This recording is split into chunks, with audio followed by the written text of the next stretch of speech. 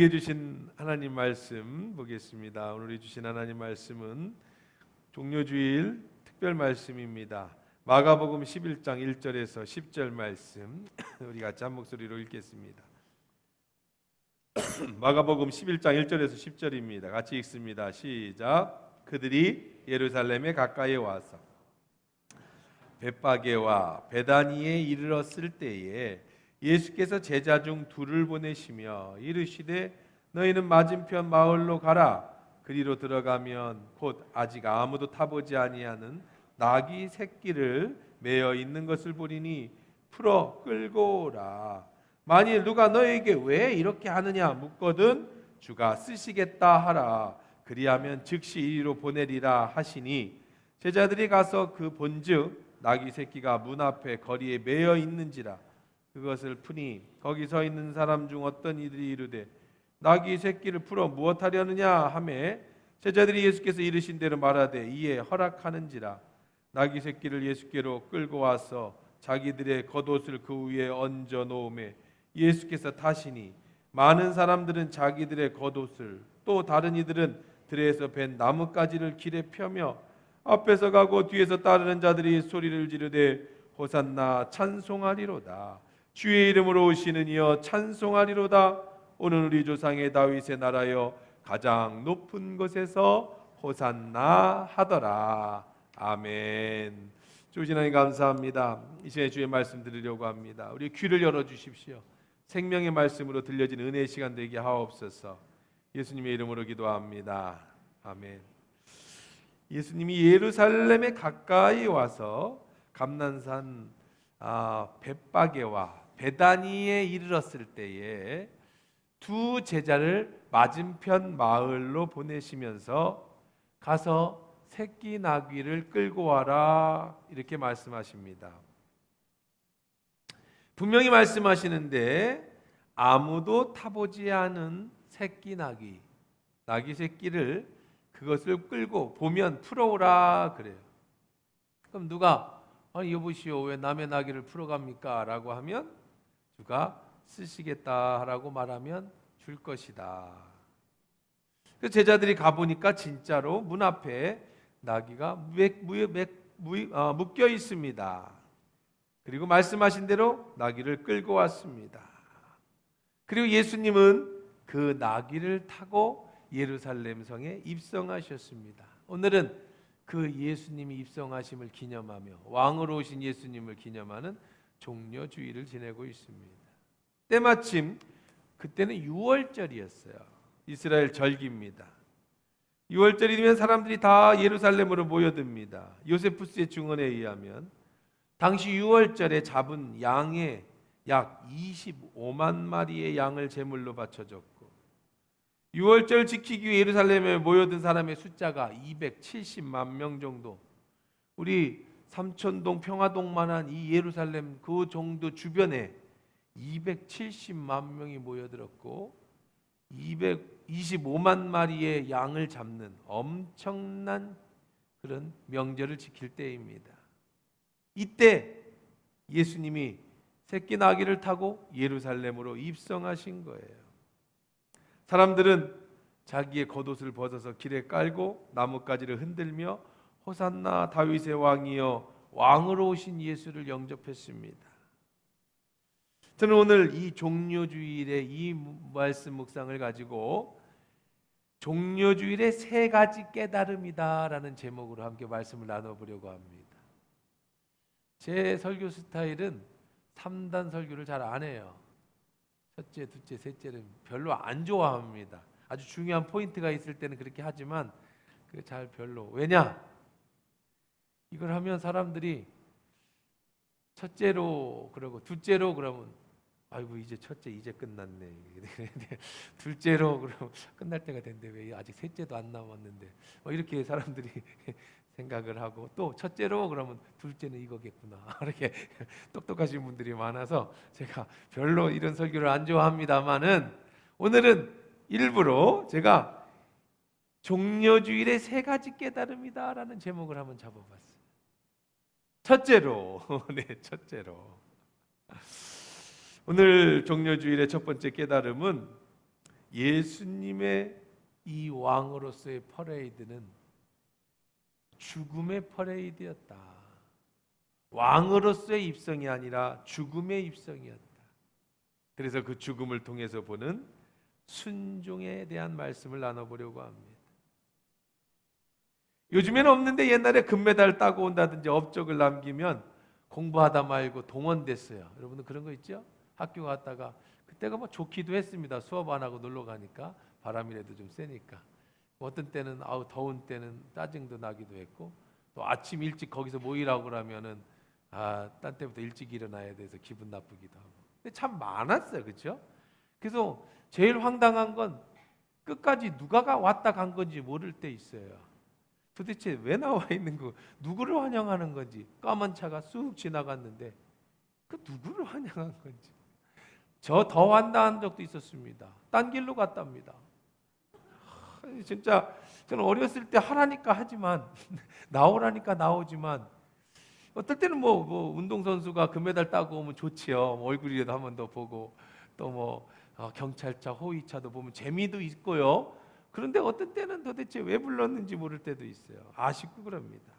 근데 예수님이 지금 270만 명이 모여 있는 예루살렘 성 한복판에서 성전으로 향하는 그 길에 퍼레이드를 하십니다. 우리 학교 다닐 때 잠깐 나오는 퍼레이드하고는 차원이 달라요. 사람들은 종려나무를 꺾었습니다. 그걸 예수님의 가는 나귀 밑에 발 밑에 깔아줬습니다. 자기 옷을 벗어서 나귀 발 아래 깝니다.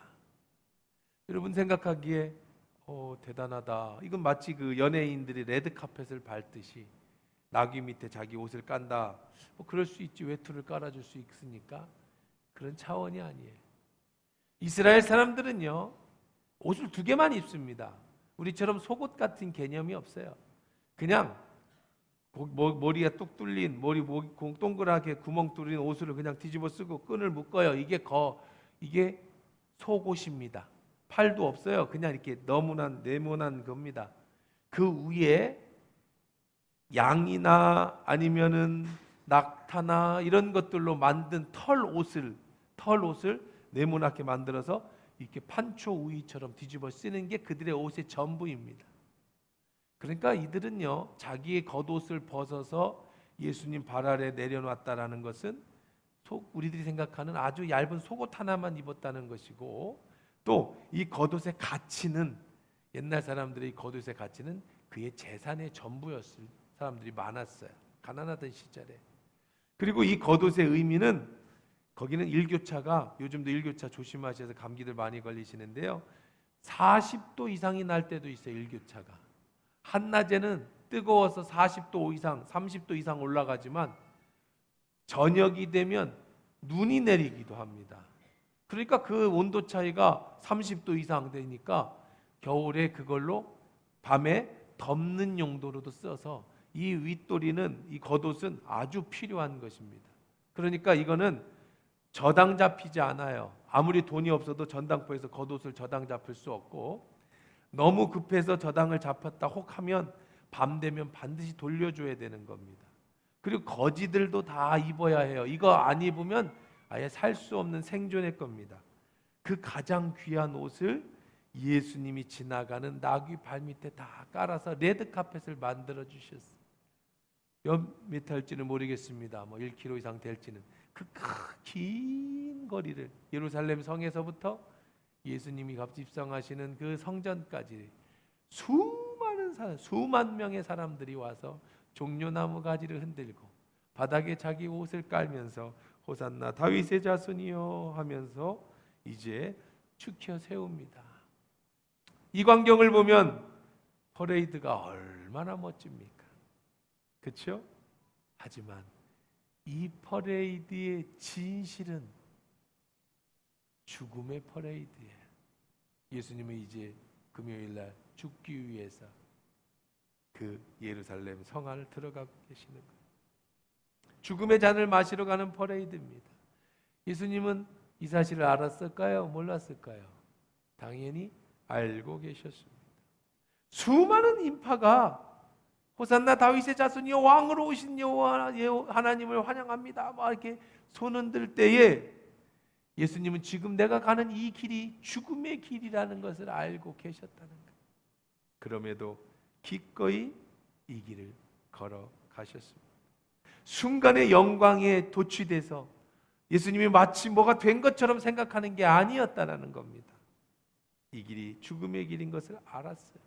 그러면 왜 알면서도 그 길을 가셨을까요? 이것이 바로 우리가 첫 번째로 알게 될 종료주일의 깨달음, 절대 순종이라는 거예요.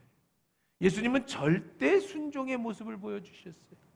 이것이 죽음인 줄 알면서도 기꺼이 그 길을 가셨다는 거죠.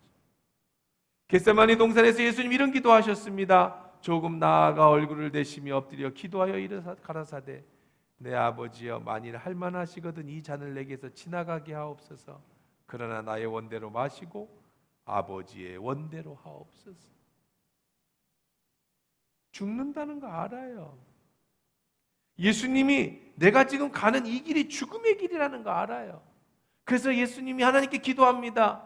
이 죽음의 잔을 내게 옮겨주실 수만 있다면 옮겨주십시오. 예수님도 불안하셨고 두려우셨고 죽고 싶지 않으셨어요. 왜냐하면 인간의 몸으로 오셨기 때문에 그 고통이 얼마나 엄청나다는 걸 아시니까. 그런데 이렇게 기도하시죠. 그러나 내 뜻대로 마시고 아버지의 뜻대로 되기를 원합니다. 아버지가 원하시니까 기꺼이 순종의 죽음의 퍼레이드에 동참하셨다라는 겁니다. 순종이란 바로 이것이다라는 것을 몸소 보여주셨죠. 순종은 어려운 겁니다. 왜 어려워요? 내 뜻을 버려야 합니다. 내 생각과 똑같으면 어렵지 않지요. 내가 이해되면 어렵지 않습니다. 그런데 순종은 때로는 내 생각과 전혀 다르게 그 길을 걸어가야 될 때도 있어요. 그런데 기꺼이 내 의지를 꺾는 것이 순종입니다. 순종은 내가 생각할 때 이해 안 가는 것을 순종하려고, 내가 절대적으로 손해를 보는 것이 불보듯 뻔해도 권위 있는 자가 내게 요청하면 기꺼이 그 길을 따르는 것을 순종입니다. 성경의 위대한 인물들은 모두 순종의 사람들입니다. 자기 생각이 앞서는 사람, 세상에서는 성공할 수 있을지 모르겠습니다. 그렇지만 영적으로는 성공할 수 없습니다. 세상에서 똑똑한 사람, 세상에서는 인정받을 수 있을지 모르겠습니다. 하지만 하나님께는 인정받지 못합니다. 하나님은 똑똑한 사람을 찾으시는 게 아니에요. 하나님은 오늘도 순종하는 사람을 찾으시는 줄 믿습니다. 예수님이 그렇게 순종의 모범을 보여주셨어요. 예수님이 나귀를 타고 입성하십니다. 그때 어떤 나귀를 타셨어요? 2절 읽어봅시다. 시작. 이르시되 너희는 맞은편 마을로 가라. 그리로 들어가면 곧 아직 아무도 타보지 않은 나귀 새끼가 매여 있는 것을 보리니 풀어 끌고 오라. 자 보세요. 예수님이 타고 들어갈 나귀를 고르십니다. 근데 참 황당한 명령을 하시죠. 제자들에게 황당한 명령을 내리십니다. 제자들은 이 명령에 순종하느냐 안 하느냐가 중요했죠. 왜 황당해요? 가서 나귀 한 마리를 구해와라.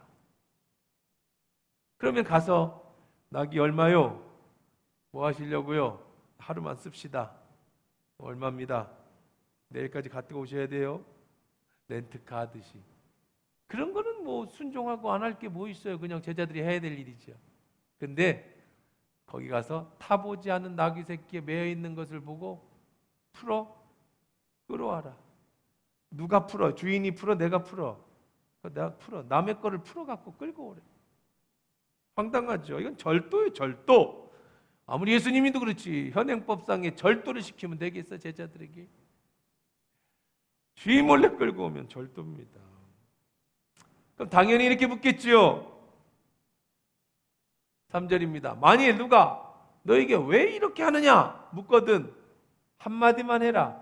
뭐 해라? 주가 쓰시겠다 하라. 그리하면 어떻게 해줄 거야?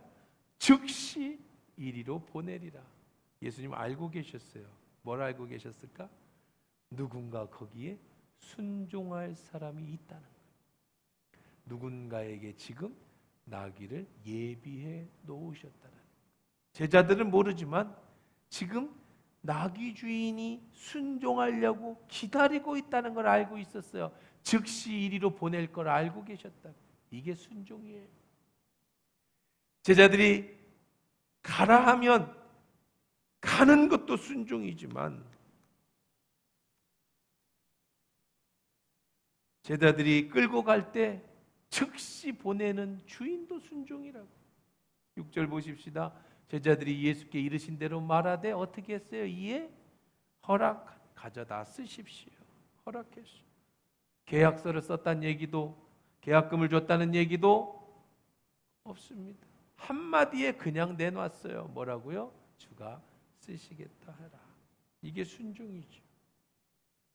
이 주인은 예수님이 누군지 알고 계셨을 겁니다. 우리는 성경에 안 나오지만 예수님과 이 주인의 무슨 관계가 있다는 것도 알았을 겁니다. 이 주인이 예수님이 입성하실 때 이 나귀가 필요하다는 것도 알았을 겁니다. 아니, 전혀 몰랐어도 예수님이 원하신다면 기꺼이 내어드릴 믿음이 있다는 걸 예수님은 알고 계셨다는 거죠. 이 모습이 바로 순종의 모습이에요.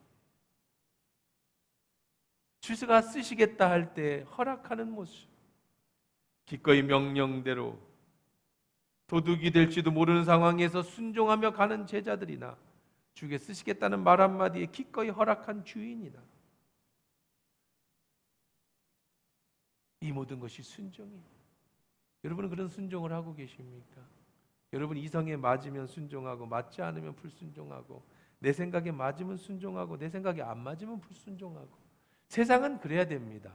세상에서는 어리석게 당하면 안 됩니다. 그러나 교회는 죄송하게도 내 뜻보다는 주님의 뜻이 그것이 분명하다면 주가 쓰시겠다면 기꺼이 내어드릴 수 있는 그 순종의 사람, 오늘도 그 사람을 주님이 사용하시는 줄 믿습니다. 이거 내드린 게 뭐예요? 그가 내드린 게 뭡니까? 보잘것없는 나귀 새끼입니다. 나귀 새끼 하니까 자꾸 제가 5절에도 그랬지만 이상해서 새끼 나귀입니다. 성경에 나귀 새끼 좀 이상해, 그렇죠?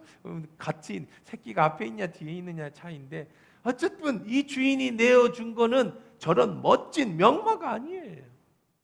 뭘 내어드렸어요? 새끼 나귀일 뿐입니다. 보잘것없어요. 물론 가난한 사람에게는 전 재산일 수 있겠지만 예수님이 타시기에는 참 볼품없습니다. 하찮아 보입니다. 하지만 이 주인은요, 순종할 때에 자신의 나귀에 영광스러운 예수가 앉으시는 그 엄청난 축복을 받았다라는 사실입니다. 작은 것 내어드렸어요. 왕으로 오신 예수님이 십자가를 지시기 위해 예루살렘에 왕으로 입성할 때 단순히 이스라엘의 왕이 아니라 만왕의 왕으로 입성하실 때 내가 가지고 있는 나귀 새끼를 주님께 드릴 수 있는 영광의 자리에 앉았다는 거예요. 이보다 귀한 것이 어디 있겠습니까?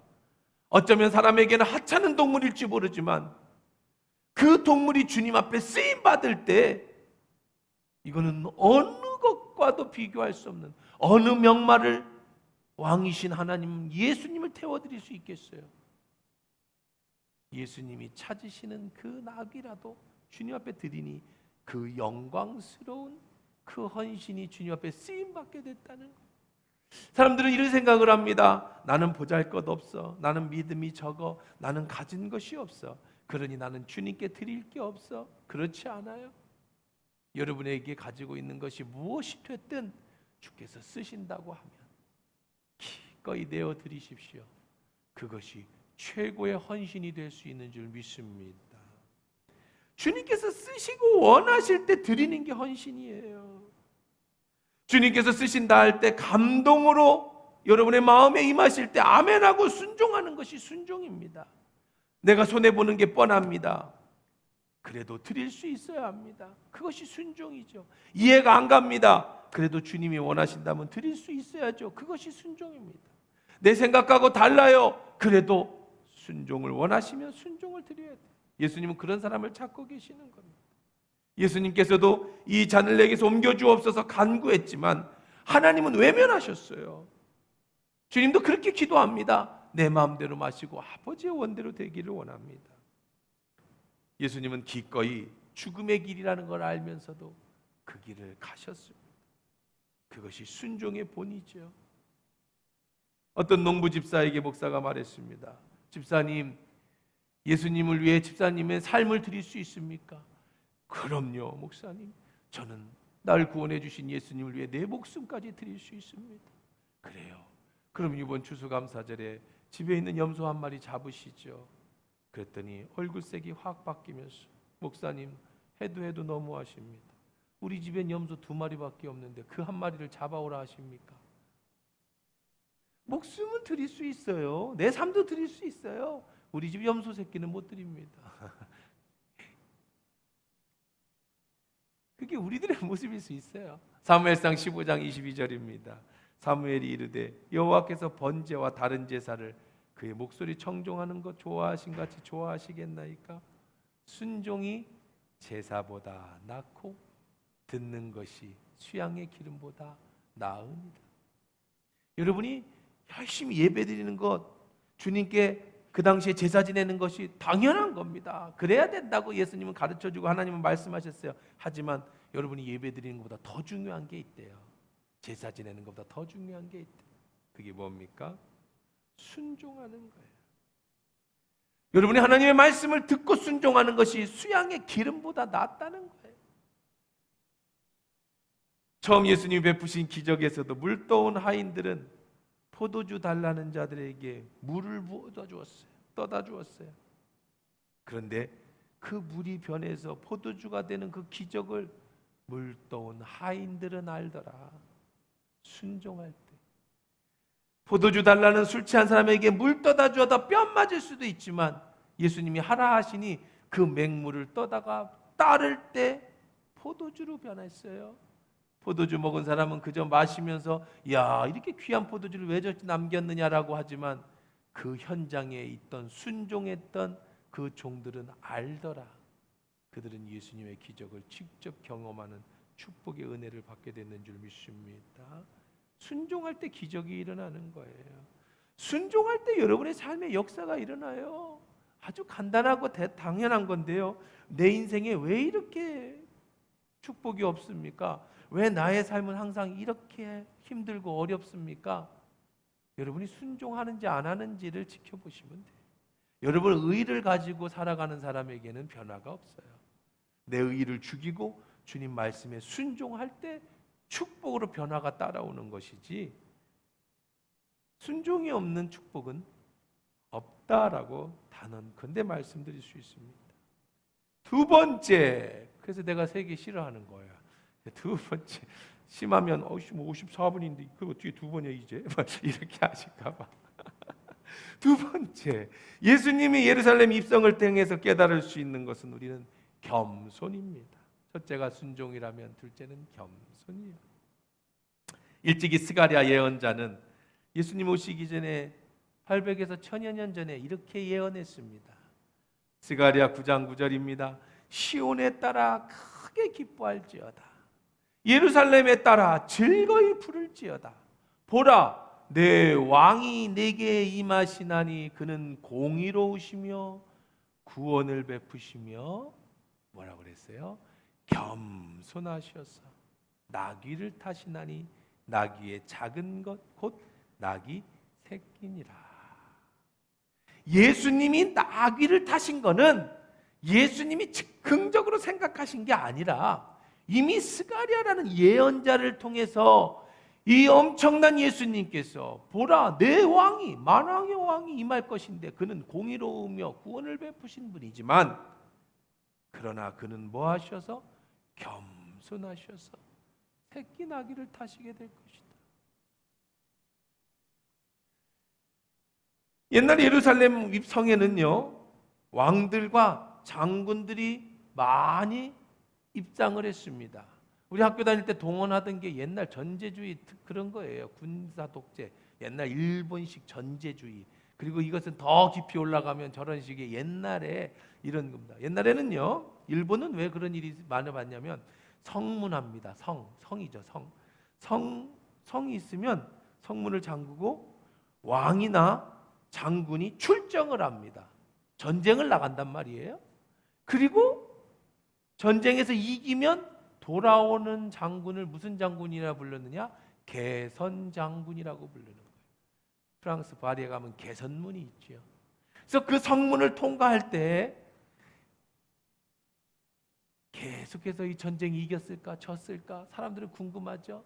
우리 아들 전쟁 나가서 죽었을까 살았을까 궁금하잖아요. 전쟁에서 돌아올 때 그냥 안 돌아옵니다. 포로를 끌고 오고 여자들을 끌고 오고 재물을 끌고 오고 짐승들을 끌고 돌아오지요. 탈취물을 가지고. 안 그러고 못 들어오면 다 죽는 거예요. 그러면 엄마들도 딸들도 집에 있는 그 성 안에 있는 노인들도 언제나 이 소식이 올까? 저기서 나팔 소리가 뿌 울립니다. 왕이 입성하신다. 장군이 입성하신다. 개선 장군이 입성하신다. 그러면 하던 일을 다 멈추고 성으로 다 입구로 모여듭니다. 그때 여러분들 잘 안 보이시겠지만 왕인 하얀 그 당시를 그린 그림입니다. 백마 4마리의 빨간 망토를 씌우고 그 뒤에는 개선 장군이나 왕이 혹은 왕은 개선 장군을 옆에 태우고 그렇게 열렬하게 환호를 하죠. 이것이 바로 개선 장군입니다. 왕이 왕으로 등극할 때도 저렇게 합니다. 예수님의 입성은 좀 다르죠? 이 그림은 좀 다르죠. 예수님은 볼품없는 새끼 나귀를 탔어요. 새끼 나귀가 한 번도 사람을 태워보지 않은 나귀니까. 여러분 동물원에서 나귀 한번 보셨어요? 가끔 보지요. 새끼 나귀는요 보통 커봐야 큰 강아지 큰 강아지보다 조금 더 클까요? 송아지보다도 작지요. 거기 사람이 앉으면은요 이게 아주 볼품이 없습니다. 그리고 이 나귀가 막 펄쩍펄쩍 뛸 수도 있겠죠. 그런데 오늘 우리 예수님은 만왕의 왕이신데 왕으로 입성하심에도 불구하고 굴림하는 왕이 아니에요. 예수님 입성하시기 전에 예수님이 잡히시기 전에 제자들의 발을 다 씻어 주십니다. 그러면서 이렇게 말씀하십니다. 세상의 왕은 너희를 위하여 굴림하죠. 나는 그렇지 않다. 섬김을 받기를 원하는 자는 먼저 섬겨야 할 것이다. 이 세상에 예수님을 태울 말은 존재하지 않습니다. 얼마나 위대하고 얼마나 비싼 말이기에 하나님이신 예수님을 태울 수 있겠습니까? 그분은 낮고 천한 몸으로 이 땅에 오셨어요. 예수님이 이 땅에 아이로 태어날 때 세상에 어떤 비싼 강보와 어떤 보물로 치장한 강보에 그 왕이신 예수님을 누일 수 있겠습니까? 그런데 예수님은 말밥통 위에 누이셨습니다. 세상에 어떤 나라의 왕이 예수님을 잉태할 수 있었겠습니까? 예수님은 낮고 천한 마리아라는 여자를 통해서 잉태되셨습니다. 그는 평생에 어머니를 섬기며 몫으로 일하셨고 낮고 천하고 가난하게 사셨습니다. 그것은 낮은 자나 가난한 자나 부자나 높은 자나 다 예수 앞에 무릎을 꿇을 수 있도록 예수께서 친히 가장 낮은 자세로 이 땅에 인간의 모습으로 오시면서 우리의 모든 고난과 아픔과 슬픔을 다 경험하시고 일찍 아버지를 여의는 그 슬픔도 그리고 인간이 당하는 가장 모욕적인 수치도 가장 아픈 그런 상처도 다 겪으시고 왕이셨지만 명마를 타지 않으시고 새끼 나귀를 타고 그렇게 투벅투벅 예루살렘으로 죽음의 행진을 하고 계시다는 것. 여러분, 그것이 바로 예수님의 모습입니다. 진정한 사명자는 절대로 군림하지 않습니다. 진정한 리더는 절대 섬김의 리더입니다. 겸손의 리더입니다. 제가 참 겸손하지 않아요? 그렇죠? 반응들이 다 보니까 이게 나도 설교를 하면서 마음이 찔리기는 여러분 교회에서요 목사가 되고 장로가 되고 여러분의 어느 정도 시간이 신앙의 연륜이 올라가고 사람들의 존경을 받을수록 잘못하면 예수님보다 높아질 수가 있어요. 예수님은 겸손해서 나귀를 타셨는데 사람들을 위해 군림한다. 이것은 섬김의 모습이 아니에요. 겸손의 모습이 바로 예수님의 모습이에요. 우리 예수님께서는 하늘의 보좌를 버리시고 이 땅에 오신 만왕의 왕이심에도 불구하고 군림하는 자세를 가지지 않았어요. 제자들의 발을 씻어주시면서 네가 섬기고 싶으면 다른 사람을 내가 섬겨야 할 것이다. 다 크지도 않은 새끼 나귀를 타시면서 사람들이 보시기에 볼품없고 허름한 모습으로 입성하셨습니다. 사랑하는 성도 여러분들이요, 가질수록 겸손하십시오. 남에게 군림하지 마십시오. 가질수록 낮아지십시오. 더 겸손해지십시다. 우리가 나이가 들수록 사회적 명성을 얻을수록 돈을 더 많이 벌수록 세상 말로 출세할수록 더 겸손해져야 합니다. 교회에서도 여러분이 하나님께 더 많이 받을수록 더 충성할수록 더 헌신할수록 더 겸손해져야 합니다. 이것이 바로 예수님이 입성하시면서 우리에게 가르쳐 주신 겸손의 모습입니다. 유명한 성 어거스틴은 제자들의 질문에 이렇게 대답합니다. 제자가 대답합니다. 선생님, 질문합니다. 예수님을 잘 믿는 비결이 뭡니까? 훌륭한 크리스찬이 되는 비결이 무엇입니까? 어거스틴이 이렇게 대답합니다. 첫째는 겸손입니다. 첫째가 있으니까 둘째가 있겠구나. 그러면 선생님, 둘째는 무엇입니까? 둘째는 겸손입니다. 셋째는 무엇입니까? 셋째도 겸손입니다. 신앙과 겸손은 별개가 아닙니다. 신앙과 겸손은 같이 움직입니다. 겸손한 사람은 신앙심이 좋은 사람이지만 신앙심이 좋은 사람은 역시 겸손한 사람입니다. 하나님 앞에 나오는 자는 겸손해야 됩니다. 여러분, 겸손과 굴욕을 구별하실 수 있으셔야 됩니다. 굴욕은 내가 없어서 남 밑에 기어들어가는 걸 굴욕이라고 해요. 이건 비굴한 겁니다. 여러분, 그렇게 살지 마세요. 당당하게 사십시오. 당당함과 겸손을 구별 못하시는 분이 계시는데 당당한 것과 겸손은 다른 차원입니다. 비굴하면 안 돼. 인생 당당하게 사십시오. 고개 숙이지 마시고요. 그런데 겸손은 뭐냐면 내가 그런 당당함이 있음에도 불구하고 나를 낮춰 다른 사람 밑에 고개를 숙이는 걸 겸손이라고 하는 거예요. 더 많이 가질수록 더 고개가 숙여지는 게 겸손이라고 하는 거예요. 없어서 고개 숙이는 건 비굴한 겁니다. 그건 불쌍한 겁니다. 있을 때 고개 숙이는 게 겸손이에요. 굴욕을 당하면 눈물이 납니다. 굴욕을 당하면 분해서 잠을 못 잡니다. 그런데요, 내 스스로 겸손해서 고개를 숙이면 웃음이 납니다. 평범한 사람이 나귀를 타면 당연한 것입니다. 만왕의 왕이신 예수께서 나귀를 타시면 그것이 겸손한 겁니다.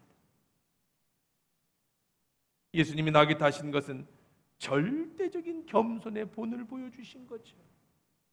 그러니까 우리도 이 세상 사는 동안에 하나님께 맡기신 사명을 감당할 때에 내게 어떤 무엇을 맡겨주셨든지 군림하는 자세를 가져서는 안 돼요. 이유 여하를 막론하고 여러분의 위치와 형편을 막론하고 우리 주님과 같이 항상 겸손한 자세로 섬기며 여러분의 맡겨주신 것을 감당해야 될 줄 믿습니다. 이것이 두 번째. 세 번째, 예수님의 입성을 통해 깨달을 수 있는 것은 부활은 고난을 통해 이루어진다라는 사실입니다. 소망이지요. 지금의 이 죽음의 퍼레이드 이후에 부활의 영광이 있다는 소망이 있었기 때문에 예수님은 기꺼이 이 길을 걸어가실 수 있었던 겁니다. 예배가 무엇입니까? 예배는 부활하신 예수님을 축하하고 감사하는 겁니다. 오늘 우리는 예배자로 모였습니다. 한 주간 우리가 고난주간을 보내지만 우울해하지 마십시오. 슬퍼하지 마십시오. 일부러 이상한 분위기 만들어가지 마세요. 기뻐하십시오. 금식하는 시간 빼고는 맛있는 거 드시고요. 즐거운 시간을 가지십시오. 단지 우리가 그 고난을 기억하고 기념하고 감사하고 좀 더 영적인 시간을 갖자는 거죠. 우리 예배는 부활하신 예배를, 예수님을 찬양하는 예배예요. 천주교 미사와 교회 예배는 다른 게 있습니다. 천주교는 미사라고 합니다. 우리는 예배라고 합니다. 천주교 미사를 가보신 적이 있으세요? 텔레비전에서 천주교 방송이라도 보시거나 아니면 언제 한번 기회 되면 한번 가보세요. 주일날 아닌 때도 미사가 많이 있으니까. 여러분, 거기는요, 예배가, 미사가 굉장히 거룩합니다. 성당 자체 안에 내부 인테리어부터도 거룩함이 그냥 막 묻어나 있죠. 예배 시간에도요, 단조된 찬양만 부릅니다. 찬양도 별로 안 불러요. 성가대가 안 보이는 데서 부르지만 단조 성가만 부릅니다. 악기는 안 씁니다. 파이프 오르간에. 그리고 장례식 같아요. 장례송 같습니다. 성찬을 뗄 때도 이것은 예수의 피입니다. 그리고 피를 착 닦아서 착 마시고 성부와 성자와 하나님, 여러분의 평안이 여러분과 함께, 또 사제와 함께, 그분은 위대하신 분이십니다. 성모 마리아여 우리의 기도를 들으소서. 아멘. 성부와, 이게 이제 천주교식 미사예요. 그냥 가만히 있어도 거룩해서 떠들다는 건 상상도 못 하고요. 거기서 뭐 벨소리가 난다, 이건 있을 수도 없는 일입니다. 그리고 성찬을 떼겠습니다. 그러면 또 이 선청 신부가 다, 이것은 예수의 몸입니다. 아멘. 줄을 쭉 무슨 제 장례식 같은 아주 거룩합니다. 십자가가 달라요. 천주교식 십자가입니다. 성당의 십자가는요, 기독교의 우리의 십자가가 다른 가장 특별한 것은 뭐예요? 예수님이 매달려 계세요. 천주교는 부활을 안 했어요, 아직. 여러분 가시면 우리 옆에 성당에도 예수님 매달려 계셔. 언제 내려오실라나. 저는 추운 겨울에는 저걸 보면서 춥지 않으실까 뭐 이런 생각들이 가끔 들어. 가끔 새똥 싸놓은 거 보면 저건 좀 닦아주면 좀 좋겠다 뭐 이런 생각도 들고요. 천주교의 십자가는 예수님이 안 내려오셨어요. 우리 기독교의 십자가는 예수님 안 계시죠. 우리는 빈 무덤을 기념합니다. 우리는 빈 십자가를 기념합니다. 성당은 아직 예수님의, 그래서 예배도 거기는 거룩합니다. 엄숙합니다. 우리는 드럼도 치고 뭐 때로는 이게 뭐 이렇게 찬양 춤도 추고, 이게 바로 미사와 예배의 차이입니다. 우리는 부활하신 예수님을 기념합니다. 하지만 잊지 말아야 될 것이 있어요. 고난 후에, 천주교식 예수님 십자가 달린 후에 뭐가 있어요? 부활이 있는 거예요. 고난이 없는 부활은 없어요. 고난이 없는 영광은 없습니다.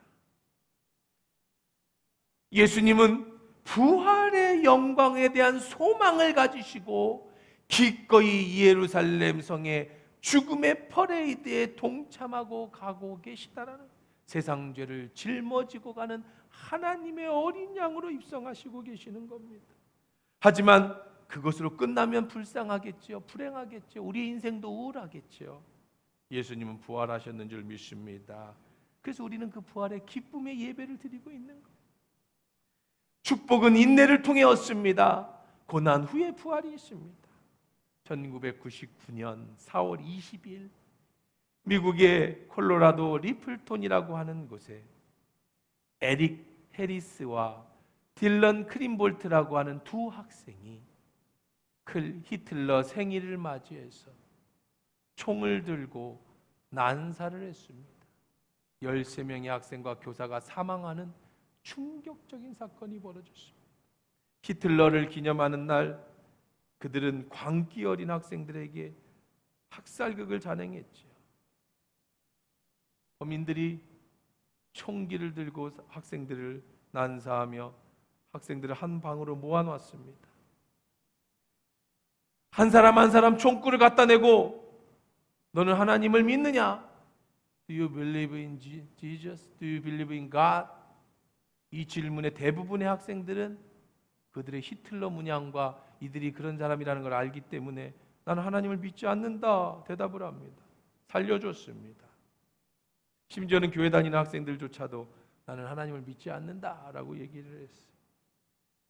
누구도 그들을 비난한 사람은 없습니다. 여러분 이래도 그러실 수 있을 거랍니다. 생각합니다. 근데 그 와중에 캐시 베넬이라고 하는 저 학생이 책상 밑으로 들어가 기도를 했습니다. 캐시 베넬은 미국의 9학년 때에 나쁜 친구들과 어울려서 마약에 손을 댔고, 그러다가 엄마가 그 캐시를 발견하고는 학교를 옮겨주었습니다. 다행히 새로 옮긴 학교에서 좋은 친구를 만났고 친구의 전도가 돼서 교회에 다니다가 교회 수련회를 참석하면서 예수님을 만났습니다. 부활하신 예수님을 만나고 마약을 끊고 교회와 학교에서 마약 근절 운동에 앞장서면서 성실하게 살아가던 중이었습니다. 범인은 캐시 보네를 기도하고 있는 모습을 발견하고 끌어냈습니다. 머리에 총을 대고 이렇게 물었습니다. Do you believe in God? 너 하나님을 믿느냐? 이런 공포 속에서 캐시 보넬은 총구 앞에 떨리는 목소리로 그러나 조금도 주저함 없이 이렇게 대답했습니다. Yes, I believe in God. 나는 하나님을 믿는다. There is God. 그분은 하나님이셔. You need to follow along God's pace. 너도 그 신앙의 믿음을 따라야 해. 방아쇠는 당겨졌고 캐시 보넬은 그 자리에서 숨졌습니다. 잠시 후에 범인이 또 한 명의 학생을 끄집어냈습니다. 이번에는 다리에 먼저 총을 쏘았습니다.